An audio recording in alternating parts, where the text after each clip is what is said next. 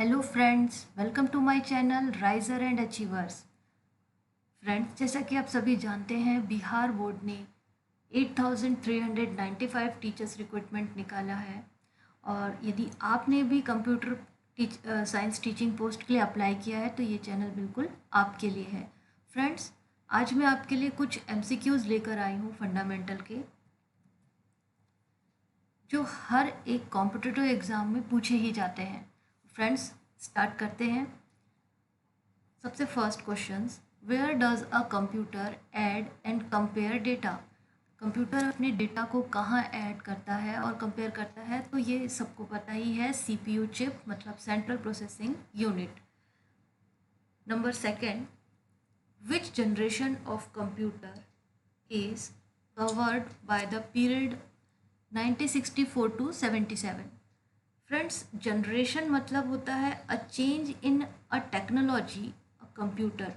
मतलब आप जब से कंप्यूटर बना है उसमें कितनी प्रकार के चेंजेस हो गए हैं, उसे एक जनरेशन में डिवाइड कर दिया गया है। कि मतलब फर्स्ट जनरेशन में हमारा कंप्यूटर ऐसा था, सेकंड जनरेशन में और क्या मॉडिफिकेशन हुआ, और थर्ड जनरेशन में क्या हुआ। अब अप टू हमारे पास फिफ्थ जनरेशन तक के कंप्यूटर्स आ गए हैं। तो विच generation of computer is covered bye period this, ये है हमारे पास आंसर थर्ड जनरेशन, 1964 से लेकर के 77 तक के। A computer can, number third, a computer can not do anything without अ, हमारा जो एक कंप्यूटर है वो एक मैनुअली प्रोग्राम है, इसीलिए हम उसको बोल सकते हैं कि हमारा जो कंप्यूटर है can not do anything without a program. Number four, the word computer usually refer to the central processing unit plus, question number four, internal memory answer. The word computer usually refer to the central processing unit, that means CPU जो है आपका internal memory को show करता है। Number fifth, a computer is a box of full of electronics switching devices.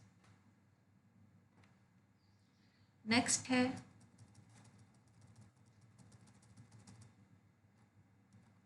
Which of the following belong the first generation of computer. जिस तरह से मैं आपको पहले भी बता रही थी, जनरेशन मतलब उस टेक्नोलॉजी में कितने मॉडिफिकेशन हो गए हैं, उसी प्रकार यहाँ पर ये जो क्वेश्चन है ये पूछना चाह रहा है कि फर्स्ट जनरेशन में आपके किस तरह के कंप्यूटर बने थे। तो विच of the following being a first generation of computer, answer है डी, यूनिवेक। नेक्स्ट है, what hardware was used by first generation। Means आप अभी जो लेटेस्ट टेक्नोलॉजी है उसमें हम चिप यूज़ करते हैं, सेम यहाँ पर ये पूछ रहा है कि जब फर्स्ट जनरेशन के कंप्यूटर्स थे उस समय कौन सी टेक्नोलॉजी यूज़ होती थी कंप्यूटर में। तो इसका सिंपल आंसर है valve. Next,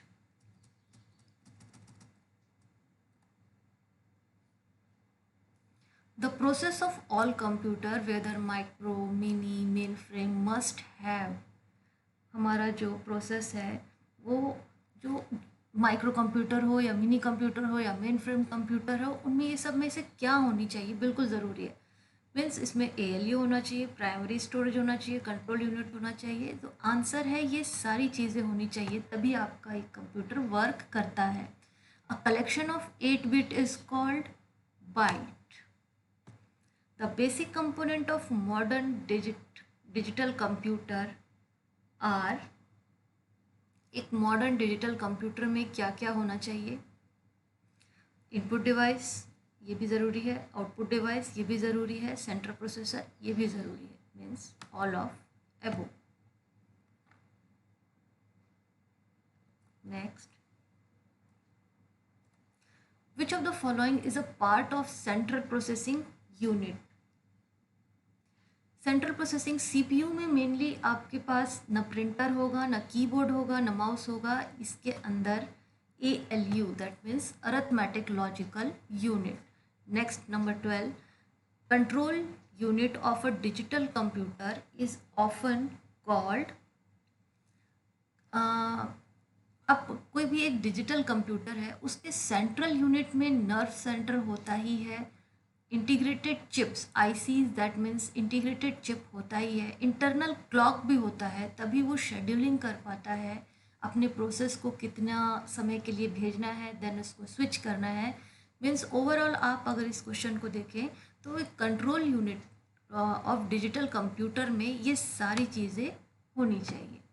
a typical model computer use, एक जो टिपिकल मॉडल कंप्यूटर है उसमें क्या यूज़ होते थे, तो large scale integrated chips, LSI, that means large scale integrated chip. Number 14 है एन इंटीग्रेटेड चिप इज, ये इंटीग्रेटेड सर्किट इज होता क्या है, इंटीग्रेटेड सर्किट या आईसी, एक्चुअली ये सिलिकॉन चिप पर टाइनी फैब्रिक्स, मतलब छोटे छोटे सिलिकॉन चिप्स पे छोटे छोटे फैब्रिक हुए होते हैं जिसे हम चिप्स कहते हैं, और इसी की मदद से हम अपने डेटा को स्टोर कराते हैं। तो an integrated circuit is a fabricated on a tiny silicon chips. Next, the central processing unit consist of, हमारा CPU क्या क्या कंसिस्ट करता है, तो आंसर है हमारा control unit, arithmetic logical unit and primary storage. Friends, B अगर बात करें control unit, primary storage and secondary storage, तो फ्रेंड्स हम जानते हैं कि primary storage that means computer के अंदर की जो स्टोरेज होती है लाइक रैम एंड रोम, लेकिन सेकेंडरी स्टोरेज दैट मीन्स ऐसा स्टोरेज जिसको हम बाहरी storage like pen drive, CDs, वो सारी चीज़ें हो गई। तो CPU के अंदर सिर्फ और सिर्फ हम control unit, arithmetic logical unit and primary storage को ही देख पाएंगे। नेक्स्ट है where was the India's first computer installed and when, इसका सही आंसर है number C, Indian statical institute of Calcutta 1955। Important question है फ्रेंड्स, इसे याद रखें। The first electronic digital computer contain, जो हमारा फर्स्ट इलेक्ट्रॉनिक डिजिटल कंप्यूटर था, सेम क्वेश्चन है जो कि हम वॉल्व पढ़ चुके हैं, किस तरह का उसमें मैकेनिज्म था, उसमें वॉल्व लगे हुए थे।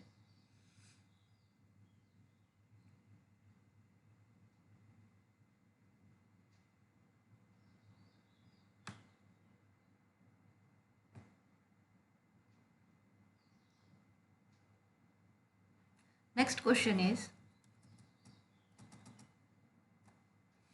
the first computer made available for commercial use, ऐसा पहला कंप्यूटर जो कि कमर्शियल पर्पस के लिए यूज़ किया जाता था, वो है हमारा UNIVAC.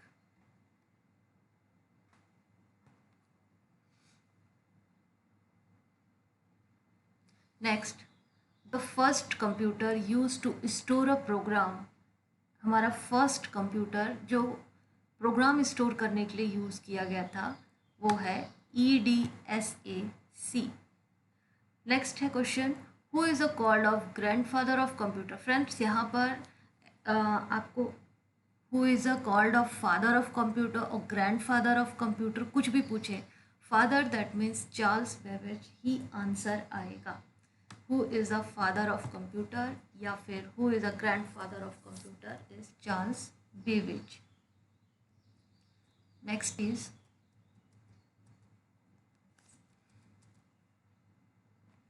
The first mechanical computer designed by Charles Babbage was called, Charles Babbage जी ने जो फर्स्ट कंप्यूटर डिज़ाइन किया था उसे बोला जाता है एनालिटिकल इंजन।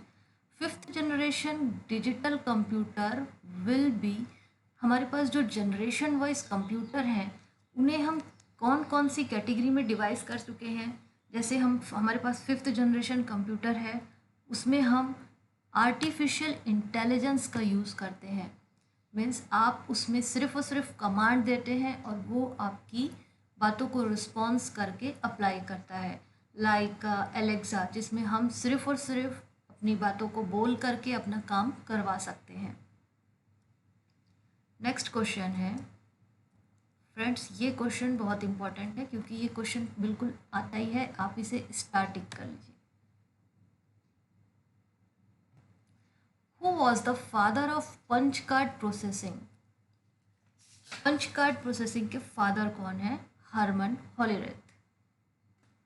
इंपॉर्टेंट क्वेश्चन है।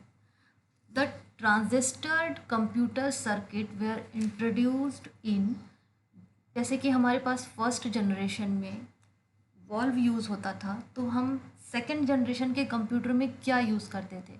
सेकेंड जनरेशन के कंप्यूटर में हम ट्रांजिस्टर्स यूज़ करते थे। नेक्स्ट, थर्ड जनरेशन कंप्यूटर का पीरियड कौन सा था? किस किस ईयर्स को हम थर्ड जनरेशन मानते हैं? तो third generation computers cover as period is 1965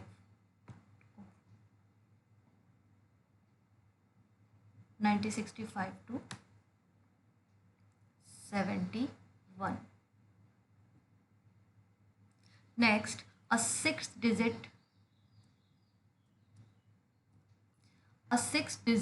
card field used for postal zip code is defined as, 6 digit के कार्ड को यूज डिफाइन किया गया है न्यूमेरिक फील्ड के थ्रू।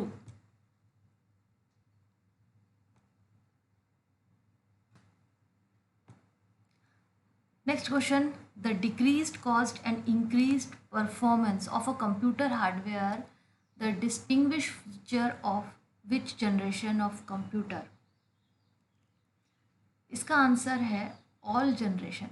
ऑल जनरेशन क्यों है? क्योंकि अब फर्स्ट जनरेशन से ही हर एक कंप्यूटर में इंक्रीजिंग डिक्रीजिंग उसके परफॉर्मेंस